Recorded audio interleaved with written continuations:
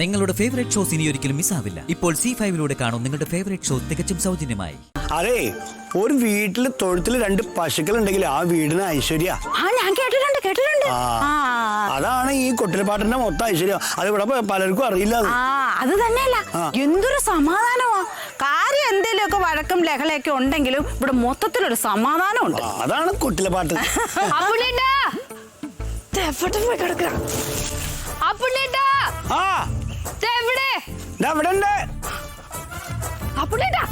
എന്തോ ഓടി വരണേ?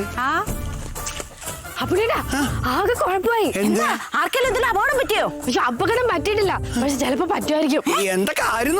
അപ്പുണ്ണിട്ടാ രാധകുഞ്ഞമ്മ തിരിച്ചു വന്നിട്ടുണ്ട്. രാധകുഞ്ഞമ്മ വന്നതിന് നീ എന്തിനെങ്ങനെ പേടിച്ചു പറയണേ? സന്തോഷത്തോടെ പറയേണ്ട കാര്യമില്ല, നമ്മുടെ കുഞ്ഞമ്മയല്ലേ. അയ്യോ, അത് അങ്ങനല്ല. നമ്മളൊക്കെ കൂടെ അമ്മ ഇവിടെ നിന്ന് ഇറക്കി വിട്ടെന്ന് പറഞ്ഞൊരു കലി തുള്ളിയാ വന്നിരിക്കുന്നേ. വന്നിറങ്ങിയ പാടെ കൊണ്ടുവിട്ട ഓട്ടോക്കാരന്റെ മോന്ത് നോക്കി ഒറ്റ ഒന്ന് കൊടുത്തു. അയാളുടെ ചെവിക്കല്ല് അടിച്ചു പോയെന്നാ തോന്നുന്നേ. ആനയ്ക്ക് മതം ഇളകിയ പോലെ വന്നിരിക്കുന്നത്. നമ്മളെല്ലാം അന്വേഷിക്കുന്നുണ്ട്, അങ്ങോട്ട് ചെല്ലാൻ പറഞ്ഞു. അതെ, അമ്മ നമ്മളോട് ഇവിടുന്ന് വഴക്കിട്ട് ഇറങ്ങി പോയതാന്ന് കുഞ്ഞുമ എങ്ങനെ അറിഞ്ഞേ? അതെനിക്ക് അറിയത്തില്ല. ചിലപ്പോഴേ ആശ്രമത്തിൽ ചെന്നപ്പോ അമ്മ പറഞ്ഞായിരിക്കും. അമ്മ ആശ്രമത്തിലുണ്ടെന്ന് കുഞ്ഞുമ എങ്ങനെ അറിഞ്ഞേ? എനിക്ക് അറിഞ്ഞൂടാ പുണ്യേട്ടാ. ഷൈന, നീട്ട് അറിയാണ്ട് പറഞ്ഞു പോയിണ്ടോ? പുണ്യേട്ടാ, തോന്നിയാസം പറയരുത് കേട്ടോ. ഞാനല്ല പറഞ്ഞേ. അവൾ അങ്ങനൊന്നും പറയത്തില്ല പുണ്ണി. അകതിരിയുള്ള കൊച്ചാവള്. അതെ, നല്ല ദേഷ്യത്തിലാണോ വന്നിരിക്കണേ? അപ്പൊ ഇത്രയും നേരം ഞാൻ എന്തോന്നാ പറഞ്ഞേ?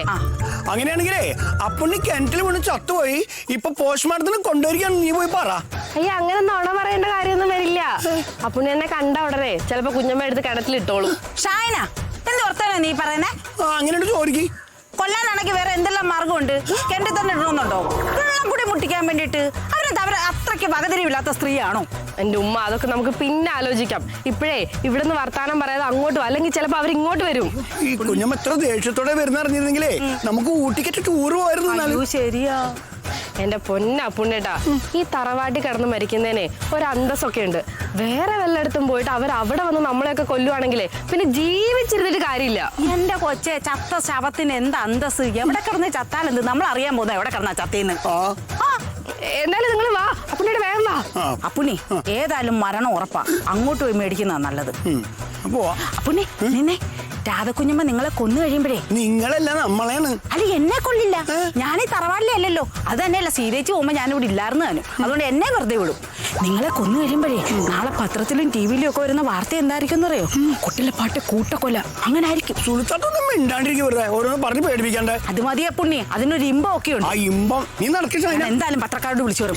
കൂട്ടക്കൊല അത് മതി.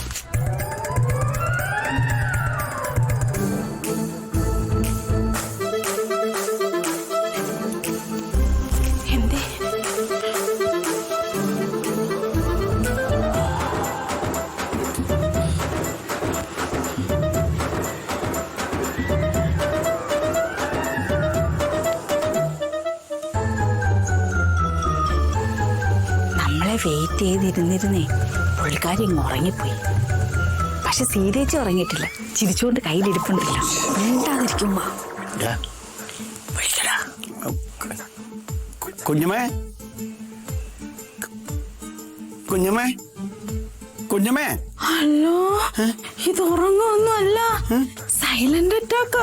അയ്യോ തായി, ചെന്ന് നോക്കടാ. അയ്യോ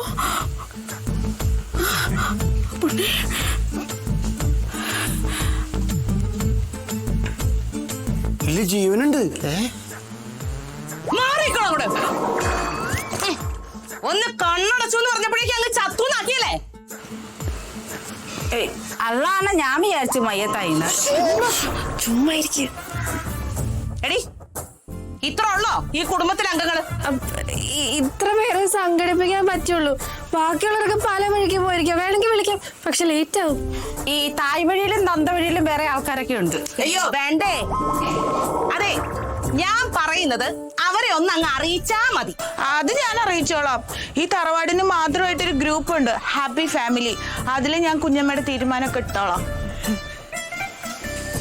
രാധേ, എന്തിനാ എല്ലാരോടും ഇങ്ങോട്ട് വരാൻ പറഞ്ഞത്? പറയാം, കുറച്ചധികം കാര്യങ്ങൾ പറയാനുണ്ട്. ഇനി അമ്മയുടെ കൂടെ കുഞ്ഞമ്മയും സന്യാസത്തിന് പോണ കാര്യം പറയാനാണോ? അയ്യടാ, ഞാനും കൂടെ ഇവിടെ നിന്ന് അങ്ങ് ഇറങ്ങി തന്ന നിങ്ങൾക്ക് എല്ലാവർക്കും സുഭിക്ഷമായിട്ട് ഇവിടെ അങ്ങ് കഴിയാലോ. രാധേച്ചി എന്താ അങ്ങനത്തെ വർത്താനം പറഞ്ഞേ? സീതേച്ചി ഇവിടുന്ന് ആരും ഇറക്കി വിട്ടൊന്നും അല്ല. സീതേച്ചി സ്വന്തം ഇഷ്ടപ്രകാരം ഇറങ്ങി പോയതാ. ദേ സീതേച്ചി ഇവിടുന്ന് ഇറങ്ങി പോയതിന്റെ കഥ ഒന്നും എന്നെ കൊണ്ട് പറയിപ്പിക്കല്ലേ. അത് ഞാനിവിടെ പറയാൻ നിന്നാലുണ്ടല്ലോ എല്ലാത്തിനും ഞാൻ തല്ലിക്കൊന്ന് വീണ്ടും ജയിലിലേക്ക് പോകും. തൽക്കാലം അതിനുള്ള സമയം എനിക്കില്ല. സീതേച്ചിയെ കുറെ കാര്യങ്ങൾ എന്നെ ഏൽപ്പിച്ചിട്ടുണ്ട്, അതൊക്കെ ചെയ്തു തീർക്കാനുണ്ട്. എന്ത് കാര്യം? ചേച്ചി കുറച്ച് തീരുമാനങ്ങളൊക്കെ കൊടുത്തിട്ടുണ്ട്. ഈ എന്ത് തീരുമാനങ്ങള്? അതായത് ചേച്ചിയുടെ ആഗ്രഹപ്രകാരം ജീവിക്കാൻ ചേച്ചിയുടെ മക്കൾക്കോ മരുമക്കൾക്കോ ആകപ്പാടെയുള്ള ഞങ്ങളുടെ ഒരു മണഗണാഞ്ചൻ അനിയനോ സാധിച്ചിട്ടില്ല. അതുകൊണ്ട് ചേച്ചിയുടെ സ്വത്ത് വകകളിൽ ഈ പറഞ്ഞ മക്കൾക്കോ മരുമക്കൾക്കോ അനിയനോ യാതൊരു വിധത്തിലുള്ള അവകാശവും ഇല്ല. അതെന്താ അമ്മ അങ്ങനെ ഒരു തീരുമാനം എടുത്തിരിക്കണേ? തീർന്നിട്ടില്ലടാ. ചേച്ചിക്ക് അവകാശമുള്ള ഈ കൊട്ടിലപ്പാട് തറവാടിന്റെ ഒരു പകുതി ചേച്ചി ഇപ്പൊ താമസിക്കുന്ന ആശ്രമത്തിന്റെ പേരിൽ എഴുതി വെക്കും. ബാക്കി പകുതി മുഖ്യമന്ത്രിയുടെ ദുരിതാശ്വാസ നിധിയിലേക്കും. പിന്നെ വേറൊരു കാര്യം, ആ തെക്കേപ്പാടത്ത് കിടക്കുന്ന ഒരു പറമ്പില്ലേ, ഒരു 4 സെന്റ് സ്ഥലം, അത് വിറ്റ് അതിന്റെ കാശ് ഈ ബലരാമേട്ടനെ ഏൽപ്പിക്കണം. എനിക്കെന്താ ഓർമ്മയില്ലേ പണ്ട് ചേച്ചിയോട് ഓൾ ഇന്ത്യ മുഴുവൻ കറങ്ങണമെന്നൊരു ആഗ്രഹം പ്രകടിപ്പിച്ചായിരുന്നേ? അതിനുള്ളതാ ഈ കാശ്. യാത്രയൊക്കെ കഴിഞ്ഞിട്ട് ചേട്ടൻ പതുക്കെ നേരെ ആശ്രമത്തിലോട്ട് വന്നാ മതി. ചേച്ചി അവിടെ ചേട്ടനൊരു ബെഡ് ബുക്ക് ചെയ്തിട്ടുണ്ട് കേട്ടോ. ശിഷ്ടകാലം സുഖമായിട്ട് അവിടെ കഴിയാം. അല്ല, അത് അവള് മാത്രം തീരുമാനിച്ചാൽ മതിയോ? കുട്ടിലപ്പാട്ട് എന്നെ കൂടാ? ഈ ചോദ്യം ഞാൻ പ്രതീക്ഷിച്ചായിരുന്നു. ഇത് ഞാൻ ചേച്ചിയോട് ചോദിക്കുകയും ചെയ്തായിരുന്നു. അപ്പൊ ചേച്ചി എന്താ പറഞ്ഞതെന്നറിയോ? പണ്ട് നാടകം കളിക്കാൻ പോയിരുന്ന സമയമില്ലേ, ആ സമയത്ത് ചേച്ചിയുടെ പേരിൽ സ്വത്ത് എഴുതി മാറ്റിയ ഒരു കഥയില്ലേ, അതൊന്ന് ഓർമ്മപ്പെടുത്താൻ പറഞ്ഞായിരുന്നു. അച്ഛാ, സ്വത്ത് കൊണ്ട് അമ്മയുടെ പേരിൽ എഴുതി വെച്ചോ? ആനന്ദേട്ടൻ അമ്പിളി നമ്മുടെ ഇല്ലാനും നന്നായിട്ട് അച്ഛാ, ഓരോ വിവരക്കട ചെറിയിച്ചിട്ട്.